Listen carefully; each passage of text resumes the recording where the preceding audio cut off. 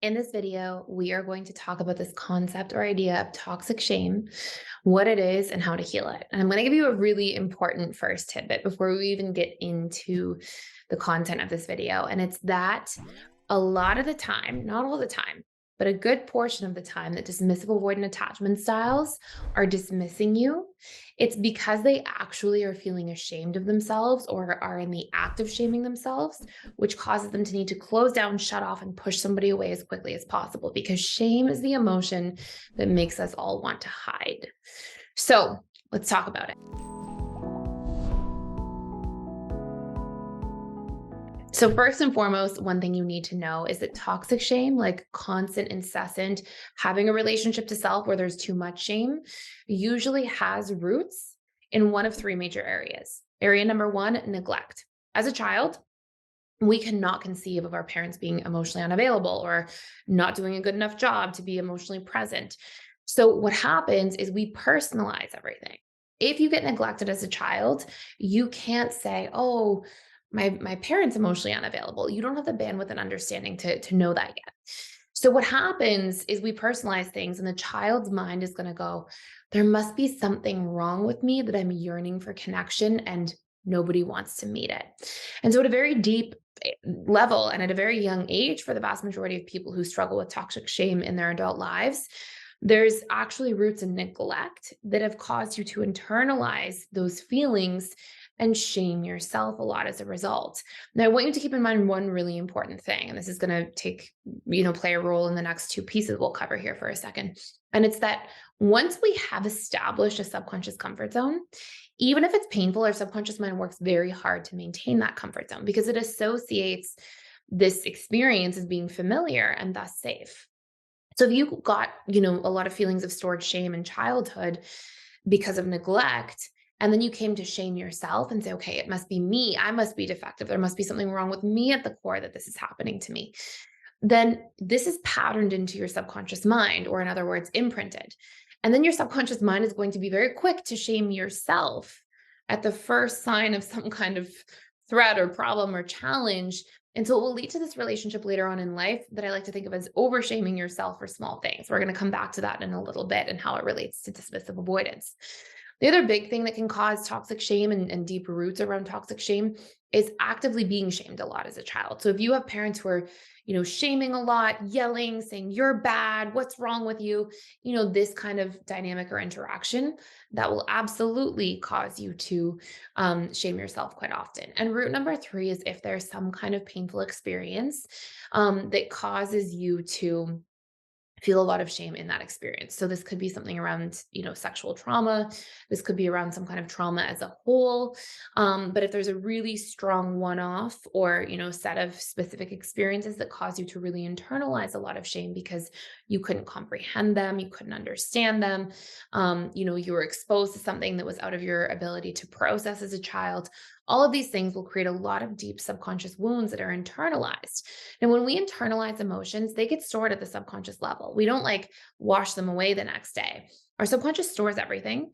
It consolidates memories over time a little bit, but it stores them. It stores everything in our experiences. We can't necessarily retrieve everything. We can, retrieve more under certain states of hypnosis or things like that. Or if we're producing, deep, deep alpha or theta brain waves, we have more access to information, but it doesn't mean that it's not there.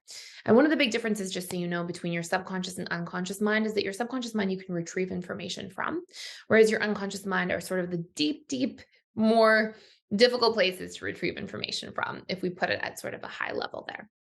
Now, when you look at these roots of toxic shame, okay, what ends up happening for dismissive avoidance as a result is that they tend to feel shame as an immediate response to many, many things. So think of, you have all these minds in a minefield, and a lot of them are shame-based minds. So when somebody walks through the minefield, you're more likely to have the shame ones go off. Okay.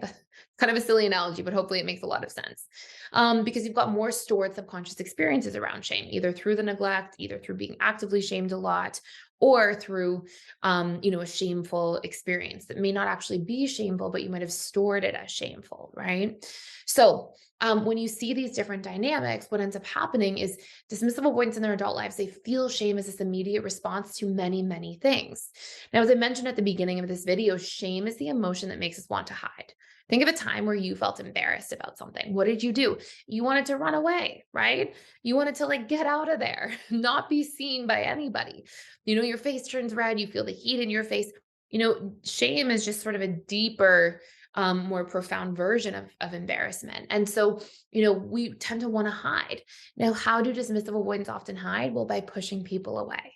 So you may see that when people are struggling with a lot of shame wounds, even though they may not show overtly that they feel ashamed about things, often they're doing things behaviorally to block themselves from having to deal with that shame in front of other people, like not letting you into their home, not introducing you to multiple people in their lives, not making room to be criticized, or shutting down and pulling away, right? Running away when they feel criticized about different things, sometimes avoiding facing things head on or having conflict. A lot of these different things are subconscious strategies to avoid feeling shame.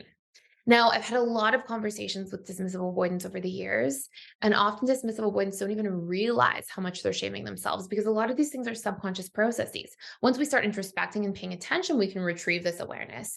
But if we never really look internally and evaluate this, you may not realize how much you're shaming yourself. So I'm going to go through what to do next.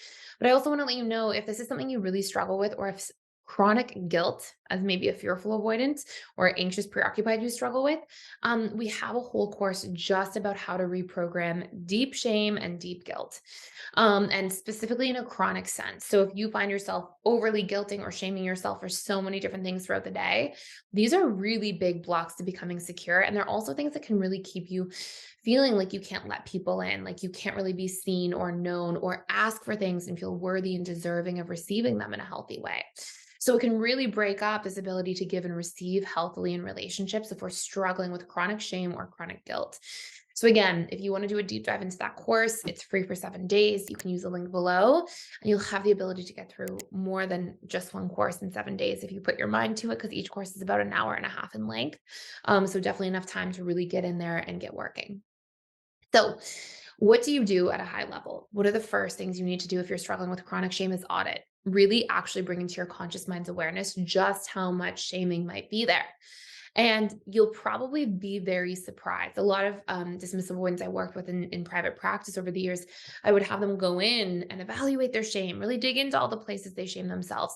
And they would find out that, like, from morning until night, shame themselves for not getting out of bed at their first alarm, shame themselves for how they looked when they first woke up in the morning, shame themselves for their clothes and their wardrobes while getting dressed and getting ready for work, shame themselves for their driving on the way to work. Like, it can just go on and on and on.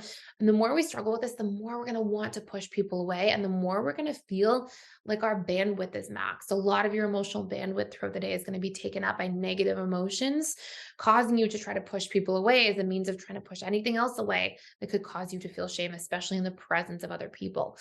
The next thing we have to do is we have to recondition the core wounds around shame. They tend to be, I am bad, I am unworthy, but the big one is I am defective, or something's wrong with me at my core. And the third big piece here is, so we want to plug them into auto suggestion tools, which we have other videos about on this channel, or it's covered in the guilt and shame course. So we want to really recondition for that 21 days using auto suggestion to get rid of these wounds, get rid of these ideas and feelings about ourselves. And then we want to actually um, make a space for our needs. If we keep neglecting our needs the way they were neglected, and if that was one of the root causes of shame, then we'll continue to neglect ourselves and feel like we are not shame. We're too shameful to see ourselves, to make space for ourselves, to make space for our needs. And we'll be shaming ourselves for having needs in regards to other people. We're opening up. So we have to learn to meet our own needs in a healthy way and evaluate what they are. And then we have to learn to receive and open up and be vulnerable to others. And that's usually done best through a tool called exposure work, where we incrementally open up over time and try stretching ourselves slowly but surely. And then we bring ourselves positive emotional associations next to that. So we try to think of why that was good, why we're courageous and not weak, why this is strong, and why vulnerability is safe and not scary, right? And we want to keep giving ourselves repetition and emotion of feedback to oppose that, while incrementally exposing ourselves to opening up a little more, receiving a little more, asking for our needs a little more.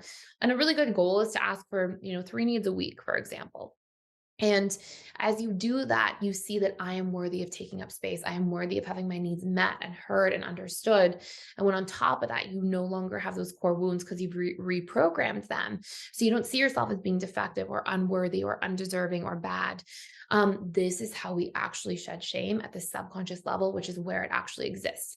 Nobody is choosing to consciously shame themselves. That wouldn't make sense. That wouldn't feel good. These are subconscious mechanics that are at work due to past unresolved wounds, AKA essentially small traumas, perhaps big traumas for some people as well, depending on what the characterization of the trauma was.